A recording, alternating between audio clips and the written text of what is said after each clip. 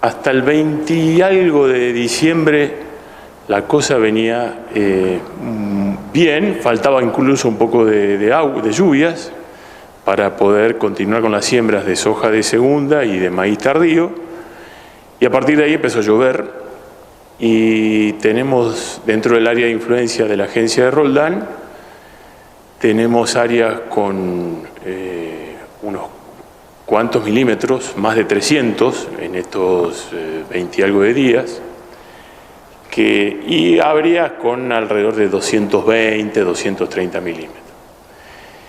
¿Esto qué generó? Generó encharcamientos en algunos lotes, pérdidas de cultivo en sectores bajos de esos lotes, y retrasos en la siembra de los cultivos que quedaban pendientes, sobre todo sojas de segunda y maíces tardíos. Digamos, ese retraso de la siembra continúa. Hoy a 12 de enero quedan bastantes lotes por sembrar, sobre todo de maíz tardío y de soja de segunda también, y debe haber lotes que probablemente no se puedan sembrar porque no hay piso y estamos entrando ya en un periodo tardío de siembra. O sea, si no se puede sembrar, qué sé yo, mediado de la semana que viene, empieza a ser antieconómico sembrar porque se arriesga mucho a que el cultivo no termine su ciclo en el otoño, porque por alguna helada temprana. Entonces, tanto el cultivo de soja como el de maíz empiezan si se puede, y en el mejor de los casos, los rendimientos son menores y a lo mejor no se pueda. Con respecto, me decías, de la soja, sí, ¿cuál es el desarrollo que has tenido hasta acá? Y si es a comparación, por ejemplo, del año pasado, ¿qué rendimiento se ha obtenido? De rendimiento todavía no podemos hablar porque está recién, o sea, está en pleno desarrollo el cultivo, o sea que de rendimiento no podemos hablar. Sí podemos hablar del estado de los cultivos. O sea, respecto del estado de los cultivos, hay lotes planos donde la soja desarrolla muy bien en años normales.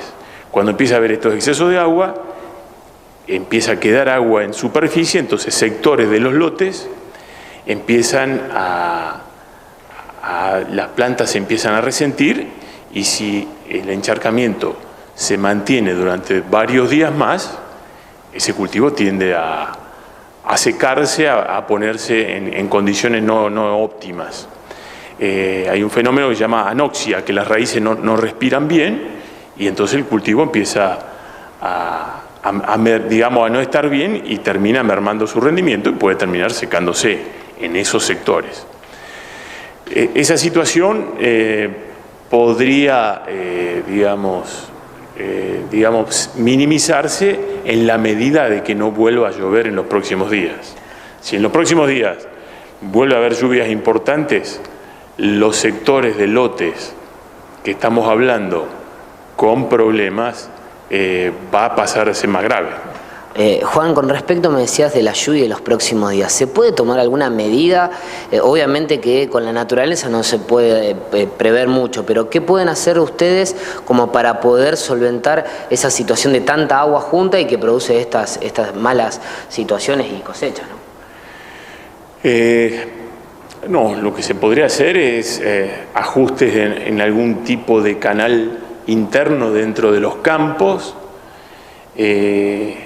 terminar, digamos, a nivel de comunas, tratar de colaborar con los productores en el acomodamiento de cunetas, alcantarillas, caminos, y después continuar con el proceso que supuestamente se inició en el dragado de algunos canales, etcétera, que en algunos sectores, en algunos distritos estarán más avanzados, en otros menos avanzados. Eso habría que ver distrito por distrito cómo están esas cosas, pero que hay muchas obras pendientes, seguro, ¿no? ¿Consejos de tu parte o palabras para aquellos que están del otro lado en este momento escuchándote y viéndote para lo que viene? ¿Cuál es la expectativa que se tiene?